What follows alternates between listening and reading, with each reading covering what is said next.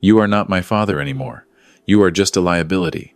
My daughter-in-law said it calmly, like she was reading from a grocery list.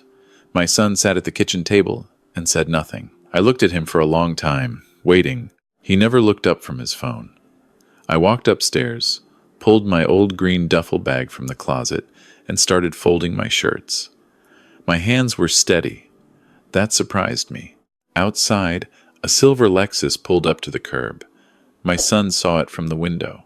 "Dad, who is that?" I picked up my bag, walked past him, and opened the front door.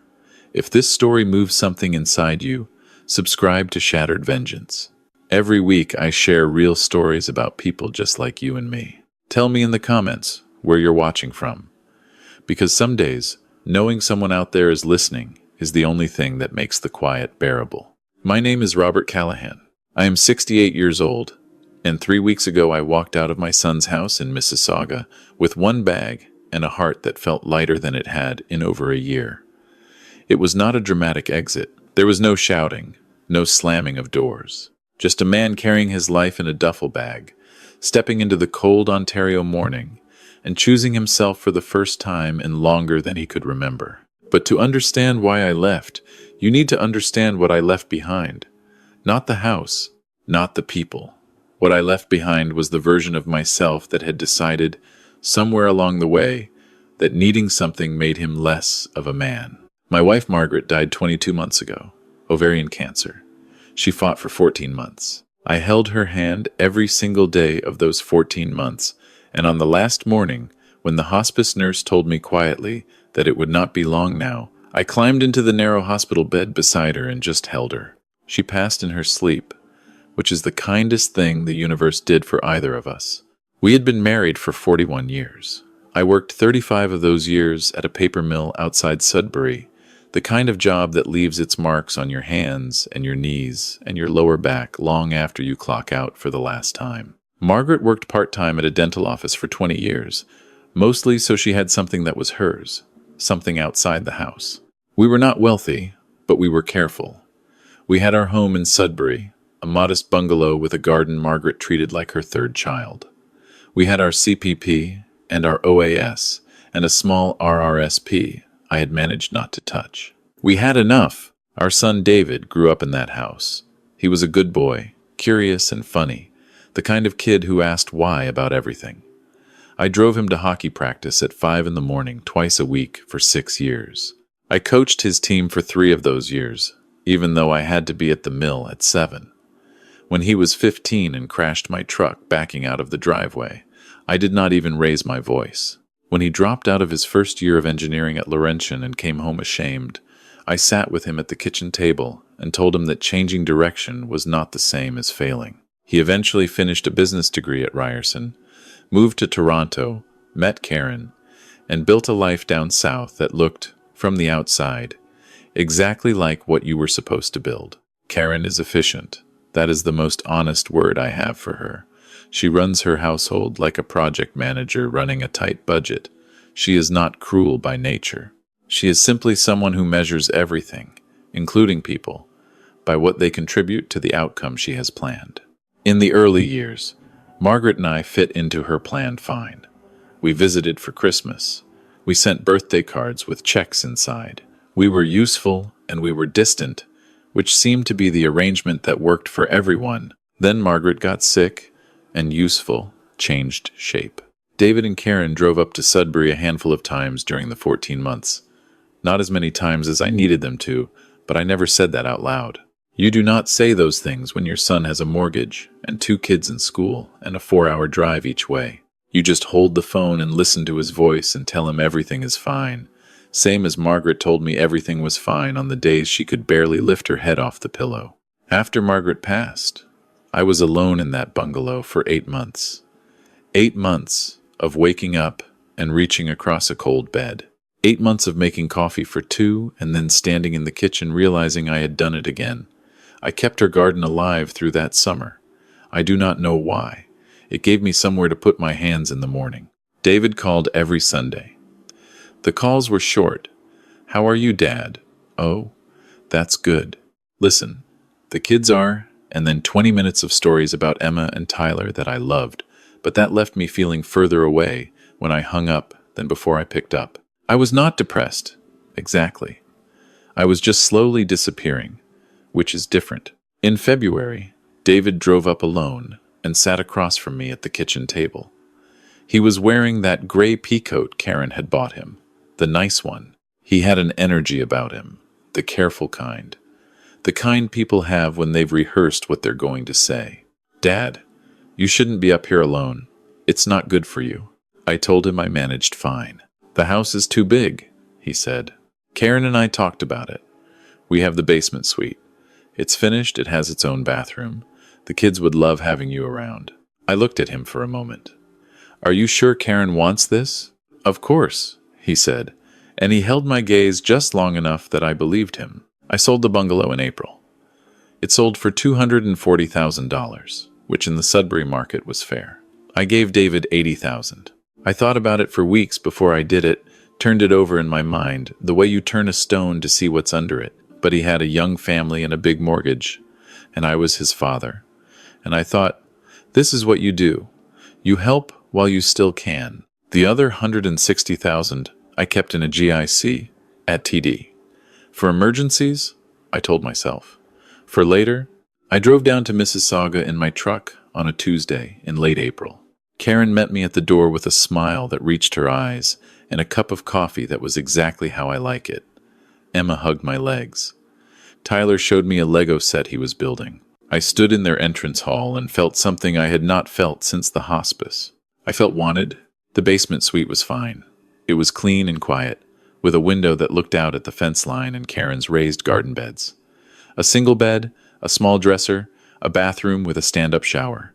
Private entrance from the side yard. David had put a used armchair down there, a blue plaid one that was comfortable if you didn't sit in it too long. I hung a photo of Margaret on the wall above the dresser, and I told myself this was temporary, just until I figured out what came next. What came next was nothing, because nothing was what I was allowed to need. The first month was the honeymoon. I had breakfast with the kids before school. Karen included me in dinner. David and I watched the hockey playoffs together on Friday nights. I felt useful. I shoveled the walk without being asked. I took Emma to her swimming lesson on Tuesdays because Karen had a work call and David was in the office. I fixed the leaking tap in the upstairs bathroom, the one David had been meaning to call a plumber about for 3 months. I felt like I was pulling my weight. I felt like I belonged somewhere again. Then the rules started. They didn't arrive all at once. They came in the way cold weather comes in fall, gradually, 1 degree at a time, until one morning you wake up and realize you've been freezing for weeks. "Robert, could you maybe not come up during dinner prep? Karen needs the kitchen to herself." David said it lightly, the way you say something when you've been asked to say it by someone else. I started eating earlier, alone in the basement, before they sat down together as a family. "Robert, the kids have a routine after school. It kind of throws them off when you're up here." Karen said it with a smile. An efficient smile, the kind that closes a door. I stopped coming upstairs between 3 and 6. "Dad, the hot water heater takes a while to recover. Could you shower in the evenings instead of mornings?" This one from David, not looking at me. I rearranged my whole morning around their hot water heater. Each rule was small, reasonable even. Taken one at a time, none of them would raise an eyebrow. But together, over weeks, they were building something, a perimeter, a shape of space I was allowed to occupy, and the shape kept shrinking. My CPP and OAS came to just over $1,400 a month. It is not much, but for a man living in someone else's house, I thought it was enough to at least cover my share of whatever I consumed. In June, David came downstairs one evening, sat in the plaid armchair, and talked to the floor more than to me. Dad, Karen, and I were looking at the household budget. Things are tight. We were thinking, if you could contribute to the monthly expenses, it would really help. I told him, of course, that I should have offered sooner, that I was sorry for not thinking of it. He looked relieved. "Whatever you can manage." I said $1,200. He nodded too quickly. From that month, I transferred $1,200 into their joint account on the 1st of every month. I kept $200 for myself. Bus fare. A coffee here and there. Nothing else. Karen never said thank you. Not once. She did, however, start mentioning things. The cost of groceries, the hydro bill, which in Ontario is genuinely punishing, but which she mentioned with an emphasis that always seemed pointed at me. The hydro this month, Robert, I don't know. It's a lot. As if I were running a grow-op down there instead of a reading lamp and a small space heater. I started turning the space heater off at 9 o'clock and sleeping in my coat some nights. I did not tell David this. The grandchildren began to pull away from me in ways I could not quite name at first. Emma, who had hugged my legs in April, stopped coming to the basement door by July. Tyler, who had shown me his Lego set with so much excitement, now barely looked up when I came upstairs. One afternoon I heard Karen telling Emma, "Grandpa needs his rest, sweetheart. Leave him be." Emma had not been bothering me. Emma had brought me a drawing she made at school, a picture of a house with stick figures outside. One of them had gray hair and was labeled Grandpa in careful block letters. I kept it on the dresser next to Margaret's photo. One evening in August, I heard them through the ceiling. Karen and David's voices carry in that house when they forget themselves. I was not trying to listen. I was lying in my bed with a book, and their voices came down through the floor like they were in the room with me. "He's just here all the time," Karen's voice. "He lives here, Karen." David, quieter. "I know that. I'm just saying it's a lot. Having someone else in the house, it changes things." Silence. "He fixed the fence last week," David said. "I'm not saying he doesn't try. I'm saying it's a lot. And the money, David, what he gives us, barely covers his share of the groceries. It's what he has. Then maybe this arrangement isn't working." More silence. I put my book down and looked at the ceiling. "Just think about it," Karen said. And I heard footsteps moving away. I lay there in the dark for a long time after that. Not angry, not sad, exactly. Something quieter than sad. I thought about Margaret. I thought about how she would have handled this, which is to say, she would have handled it with more grace than I was capable of. And she would have told me that the worst thing I could do was let it make me small. I had been letting it make me small for months. I discovered the Lakeview Community Center by accident in September. I had started taking long walks in the mornings to stay out of the house while Karen worked from home. The community center was 3 blocks east of the library, a low brick building with a sandwich board outside that listed programs. Watercolor for beginners, Tuesday and Thursday mornings. I do not paint. I had never painted anything in my life. But it was Tuesday, it was cold, and the word beginners was printed in large enough letters that I felt it was addressing me specifically. The class was run by a woman named Gloria, who had the patient energy of someone who genuinely believed every person in the room could make something beautiful if they stopped arguing with themselves. There were 8 of us that first morning, retired people, mostly. A man named George, who had been a plumber in Brampton for 40 years, a woman named Cynthia from Oakville, and a woman sitting at the corner table who introduced herself as Patricia. She was 64, silver hair cut short and neat, wearing a burgundy cardigan and reading glasses she kept pushing up her nose with one finger. She was attempting to paint a maple tree, and it looked, she announced cheerfully to the room, exactly like a telephone pole with anxiety. Everyone laughed. I laughed. It was the first time I had laughed in I do not know how long. We talked afterward over coffee that Gloria put out in paper cups. Patricia had taught high school English in Hamilton for 32 years. Her husband, Gordon, had died 4 years earlier from a stroke. Her daughter was in Vancouver, her son in Halifax. She lived alone in a 2-bedroom condo in Port Credit and was, as she put it, figuring out what a person does with themselves when the career and the marriage and the child rearing are all finished and you still have, God willing, 20 good years left. "What did you decide?" I asked. She held up her terrible painting of the telephone pole tree. "So far, watercolors. I came back Thursday. I came back the following Tuesday. I started coming every class. I was not especially talented, but I was getting less terrible, which Gloria said was all anyone could reasonably hope for at the beginning." Patricia and I began walking to the coffee shop on the corner after class. We talked about everything and nothing, about teaching, about the mill, about Gordon and Margaret, about what it felt like to lose the person who had been the architecture of your daily life. She understood things I had stopped trying to explain to David, not because David was a bad person, but because David had not yet lived long enough to understand them. "Do you like living with your son?" she asked me one Thursday in October, direct in the way that people who spent decades asking teenagers to think more carefully tend to be. I looked at my coffee cup. "It was the right decision at the time," I said. She looked at me over her glasses. "That's not what I asked." I did not answer. But she understood anyway. October became November. The cold settled in for real. I wore my coat in the basement now and did not turn the space heater on until after 8. My $200 a month disappeared into bus fare and the occasional coffee with Patricia and little else. I had stopped buying the newspaper. I borrowed books from the library instead of buying them.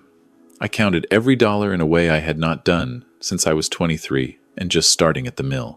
In November, David came downstairs for one of his talks. He had been doing them more often, always in the evening, always with that rehearsed quality. "Dad, Karen and I were going over the budget again." He sat in the plaid chair and rubbed his face with both hands. With the holidays coming up and the kids' activities and everything, we're stretched pretty thin. I waited. We were thinking, if you could go up to $1,350 instead of $1,200, just temporarily, it would really help. I thought of my GIC.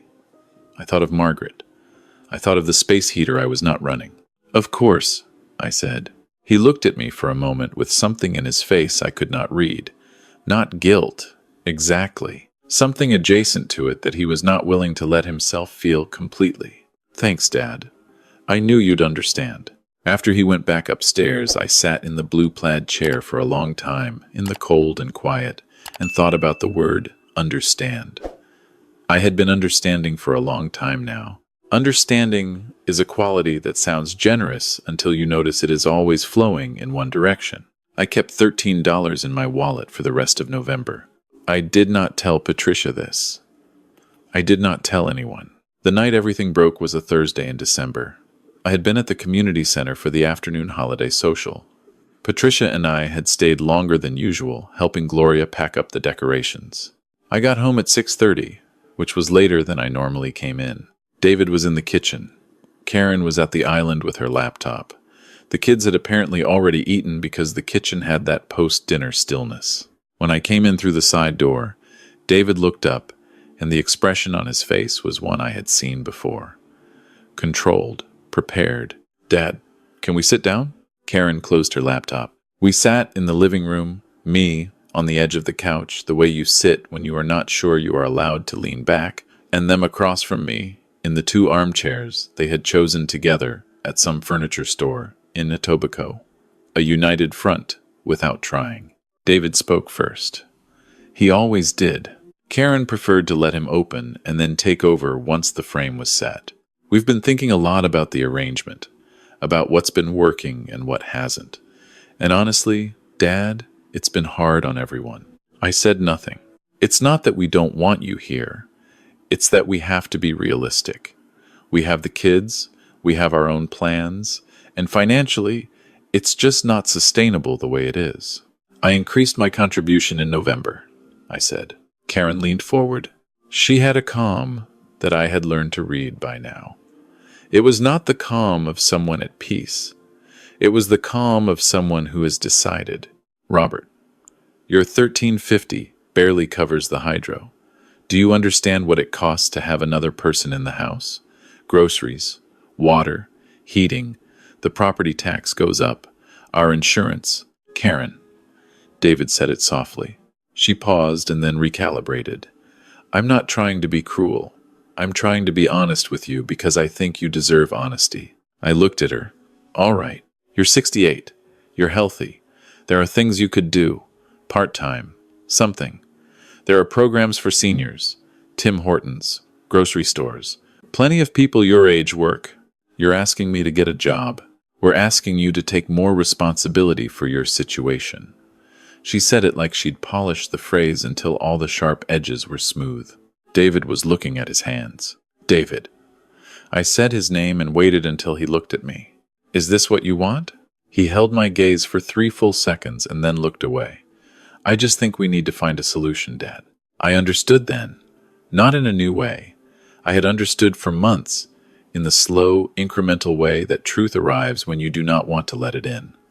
I understood that my son was not a bad man. He was a man who had married someone stronger-willed than himself, who had built a life around her priorities, who loved me in the abstract and found me inconvenient in the specific. I understood that the arrangement had never been an invitation. It had been a calculation. And the calculation had shifted. Karen spoke again. Her voice was the most steady it had been all evening. "You are not my father, Robert. I want to be clear about that. I have my own parents to think about. This was always meant to be temporary. You've been here for 8 months. At some point, temporary has to mean something." She paused and then added almost gently, "You're a liability we didn't plan for." I looked at her for a moment. Then I stood up. "Thank you for being honest," I said. I went downstairs. I did not sleep. I sat in the blue plaid chair in my coat, and I looked at the wall where Margaret's photo hung, and I had a long, wordless conversation with her, the way you do when someone has been gone long enough that you have learned to have conversations on both sides yourself. I told her what they had said. I told her I was not angry. I told her I did not know what to do and that I was afraid, and that the afraid part was mostly about the $160,000 in the GIC, not because it wasn't enough, but because I had never once in 68 years made a decision from pure self-interest, and I was not sure I knew how. Margaret, in the way that the dead sometimes do, did not give me an answer. She only looked at me from the photograph with that particular expression she had when she already knew what I was going to do and was waiting for me to catch up. I called Patricia the next morning. I had not planned to. My thumb found her number before my brain had finished forming the intention. She answered on the third ring, and when I started to speak, my voice broke in a way it had not broken since the hospice. And she said, "Only Robert, where are you?" And when I told her, she said, "Stay there. I'm coming." She arrived 45 minutes later, which, given the Mississauga traffic at that hour, meant she had left almost immediately. She knocked on the side door of the basement, the private entrance, and when I opened it, she stood there in her winter coat with 2 Tim Hortons cups and no expression of surprise on her face whatsoever, as if she had been expecting this call for some time. We sat in the basement and I told her everything. Not just the night before, everything. The rules, the shrinking space, the 1200, then the 1350, the space heater, the drawings Emma brought me that nobody knew about. The night I heard Karen's voice through the floor, saying his son's name in the tone of someone managing a situation. Patricia listened the way she must have listened to 32 years of students, fully, without filling the silences. When I finished, she set her cup down and said, "You have $160,000 in a GIC. Yes, and your pension, $1,400 a month. Then this is already solved, Robert. You just haven't let yourself see it yet." I told her it wasn't that simple. I told her I didn't want to be a burden somewhere else. I told her that maybe I wasn't easy to live with. I told her the things you tell yourself when you have spent 8 months being told, in the language of household budgets and careful efficiency, that your presence is a net negative.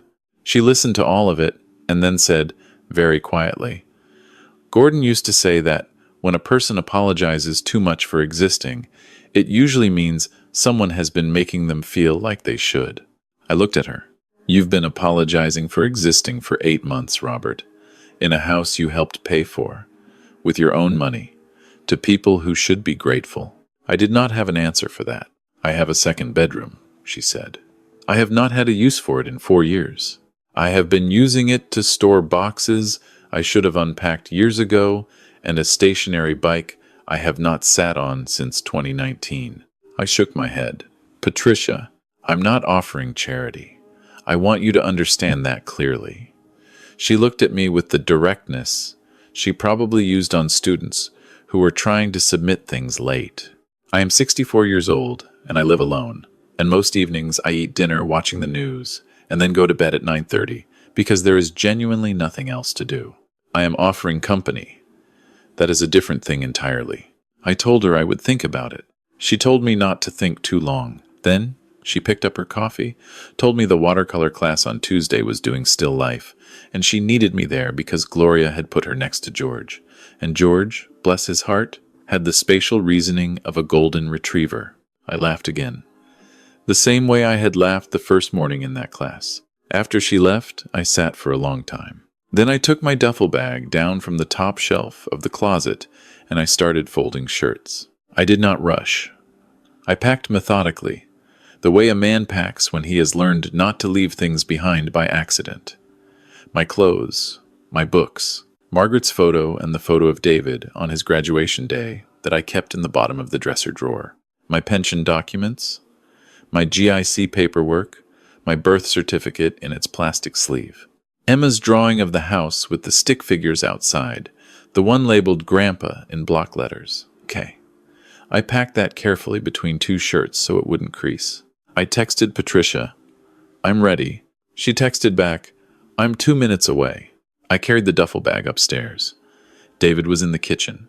Karen was at the island. When David saw the bag, his face went through several expressions quickly, the way a weather system moves through on the highway. Confusion first. Then, something like alarm. "Dad, what are you doing?" "I'm leaving," I said. "Leaving." He said the word back, like he needed to hear it again to understand it. "Where are you going?" Karen stood up from the island. She had her arms crossed before she was fully standing, which told me the motion was automatic. "Robert, we weren't saying you had to leave tonight. We were trying to have a conversation." "You had the conversation," I said. "I listened to it. Now I'm leaving." "Dad," David's voice was different now. The rehearsed quality was gone. He sounded younger.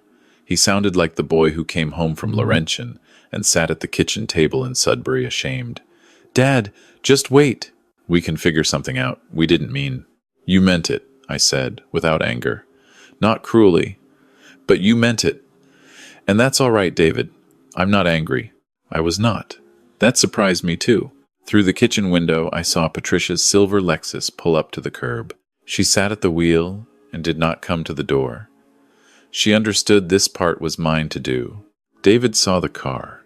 His face changed again. "Who is that?" "Someone who thinks I'm worth talking to," I said. Karen was looking from the window to me and back to the window. For the first time since I had moved in, she looked uncertain. She had planned for several versions of this conversation. I do not think she had planned for this one. "Robert, you can't just take care of yourselves," I said. "Tell Emma and Tyler I'll call them this week." I walked out the front door. The cold hit me clean and hard, the kind of December cold that clarifies things. I walked down the front path, put my bag in Patricia's back seat, and got in on the passenger side. "All right," she said. "Drive before I lose my nerve." She smiled and pulled away from the curb. I did not look at the house in the side mirror. I had said goodbye to enough things this past 2 years. I had gotten fairly good at it. We drove north up the QEW and then east through the city and eventually down into Port Credit, where the lake sits dark and flat in December and the condos along the water have lights in every window. Patricia's building was on a residential street 2 blocks from the waterfront, a 12-story brick building with a security desk and a lobby that smelled like floor wax and fresh-cut pine from the lobby Christmas tree. The second bedroom was not large, but it had a window that faced east, which meant morning light. There was a bed Patricia had made up with clean sheets. There was a dresser. There was room for my duffel bag and my books and Margaret's photo, which I set on the windowsill so she would get the light. I sat on the edge of the bed and looked around the room for a while. Patricia knocked and leaned in the doorway. "I was thinking pasta for dinner, but if you have a preference, pasta is perfect," I said. We ate at her kitchen table with the news on in the other room and the lake dark through the window and a bottle of red wine she had opened without making a production of it. We talked about nothing important, the painting class, a book she had just finished, a trip she was thinking about taking to Cape Breton in the spring. "I've never been to Cape Breton," I said. She looked at me. "That's something we could fix." I slept that night in the east-facing room with the street light coming through the curtain, and I slept 8 uninterrupted hours for the first time since I could not remember when. I did not count my breaths. I did not listen for sounds above my head. I did not calculate what my existence was costing anyone. The next morning I walked down to the waterfront alone at 7, while Patricia slept. The lake in December is its own kind of beautiful, gray and enormous and indifferent to everything happening on shore. I stood at the edge of the water, and I had that wordless conversation with Margaret again. I told her I was all right. I told her I had been scared, and that maybe the scared part wasn't finished yet, but that it had gotten smaller overnight. The following week, I went to my TD branch and made an appointment with an advisor. I had let the GIC roll automatically for the past few months without paying much attention to it, which is what you do when grief has taken up most of the room in your head. The advisor was a young woman named Priya, who explained my options clearly and without condescension. I restructured into a ladder that gave me reasonable access and reasonable return, and about 45 minutes of peace of mind I had not had since April. 2 weeks after I left, I was at the pharmacy in Port Credit picking up my blood pressure prescription. When the pharmacist handed me the bag, she told me the total. I looked at her. I asked her to say it again. $47. My 3-month supply of blood pressure medication, generic but fully equivalent, through my retiree benefits from the Mills pension plan, cost me $47. I stood at the pharmacy counter and did the arithmetic in my head, which did not take long. Karen had told me my medications cost over $200 a month, and that this was part of why my $13.50 barely covered my share. I had believed her because I had never actually looked at my own pill bottles or my own benefit statements. I had handed the money over and trusted the numbers, and felt guilty about the cost of my own continued existence.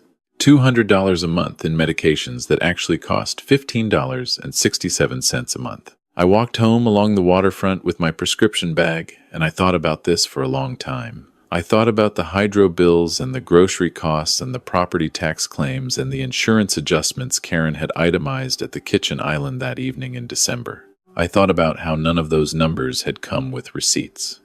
I thought about how a very efficient person, someone who manages outcomes and controls information, could adjust numbers without anyone checking. I thought about how guilty I had felt, how small, how I had turned off my space heater at 9 o'clock and slept in my coat. I am not a man who tends toward anger.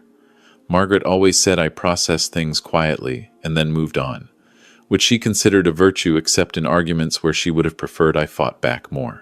But standing on the Port Credit waterfront with my $47 prescription and 4 decades of careful living behind me, I felt something that was close enough to anger that I stopped trying to name it differently. They had not just made me feel like a burden, they had manufactured the evidence. David called 3 times the first week. I let them go to voicemail. The first message was short and careful, his voice managed, a request to talk. The second was longer. He said Karen had been thinking and that they wanted to find a better arrangement. The third one, he sounded tired. Dad, I just want to know you're okay. Can you just let me know you're okay? I texted him, I'm fine. I'll call when I'm ready. He texted back, okay. I love you, Dad. I did not answer that one for a while. Not because I doubted it, because I was figuring out what it meant. Patricia and I kept going to the Tuesday and Thursday classes. Gloria had moved us on from basic washes to something involving masking tape and negative space, which Patricia found philosophically interesting and I found mostly confusing. We walked to the coffee shop after. We walked along the lake in the afternoons when the weather allowed. We cooked dinner together most evenings, one of us choosing and the other keeping company at the kitchen counter, with a glass of something and a conversation that wandered wherever it wanted. She told me more about Gordon, about how the stroke had taken him fast, which was merciful, but that the 2 days before the end had been hard enough that 4 years later she still did not like to describe them. I told her about the last morning with Margaret in the hospice bed, how I had climbed in beside her, how the nurse had come in and seen and not said anything, just quietly left the room and closed the door. That nurse was kind, Patricia said. Yes, I said. People are sometimes more than you expect. She looked at me. Is that a recent conclusion? Getting there. I called David on a Sunday in January, 6 weeks after I left. His voice, when he answered, had the quality of someone who has been waiting a long time for something and has mostly stopped expecting it. Dad, hi. Are you? I'm fine, I said. I'm well, actually. I want to have a conversation, but a real one. He was quiet for a moment. Okay. I told him what the pharmacist had told me. I did not accuse. I stated what I knew, that my medication cost $47 a quarter, not $200 a month. I told him I had no way of knowing which other numbers had been adjusted, because I had never asked to see the receipts. I told him I did not need him to explain or apologize in that moment. I just needed him to know that I knew. The silence that followed was long enough that I checked to make sure the call hadn't dropped. Dad. His voice was very quiet. I didn't know that. I believe you, I said. And I did. This was not something David had calculated. David was many things, but he was not someone who would have looked his father in the eye and manufactured numbers. This had Karen's handwriting on it, and David, who was not as strong as he needed to be, had simply not looked closely enough. I should have looked more carefully, he said. Yes. Another silence. Are you coming back? No, I said. I have a good situation here. A comfortable one. I'm well. Who is the woman? In the Lexus. Her name is Patricia. We met at a painting class.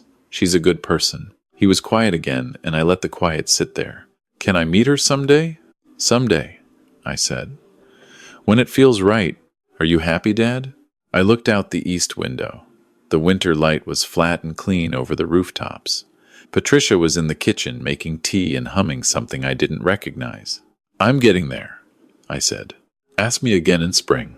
He laughed a little, a small, uncertain laugh. Okay. I'm glad you called, Dad. Tell Emma and Tyler I said hello. Tell them their grandfather is very well. I will.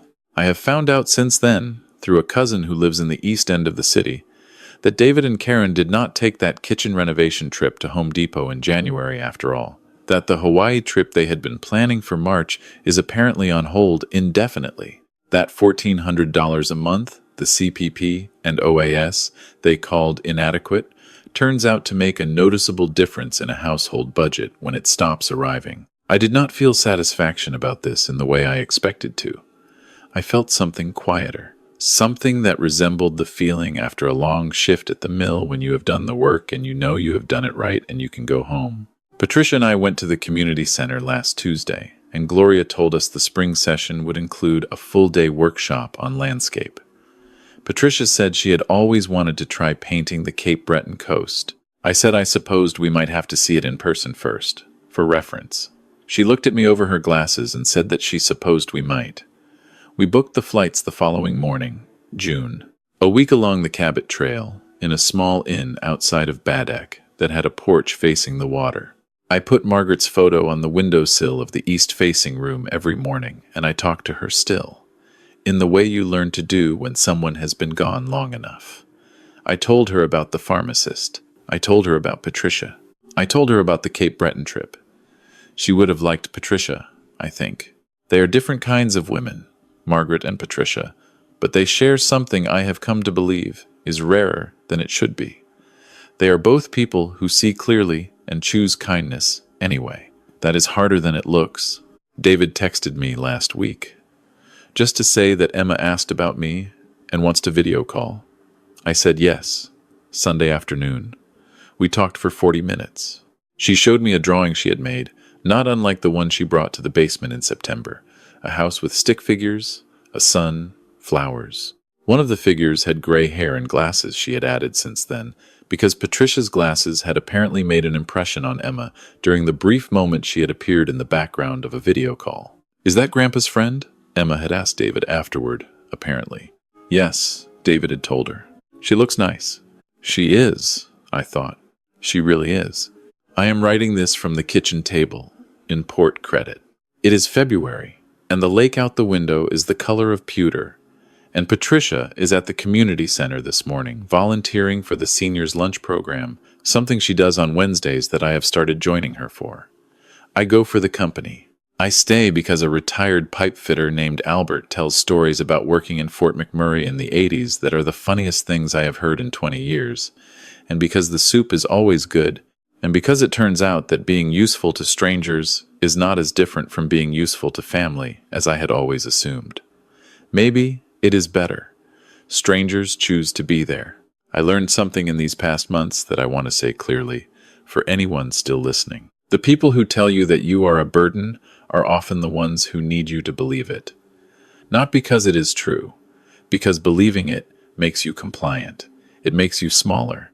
It makes you turn off your space heater at 9 o'clock and sleep in your coat and hand over $1,400 and still feel guilty that it isn't enough. The moment you stop believing it, the arrangement falls apart.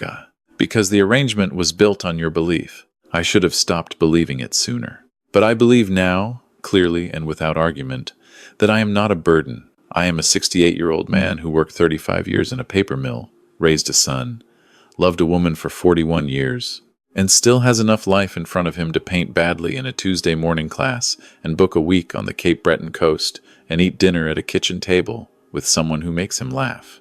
That is not nothing. That is, in fact, almost everything.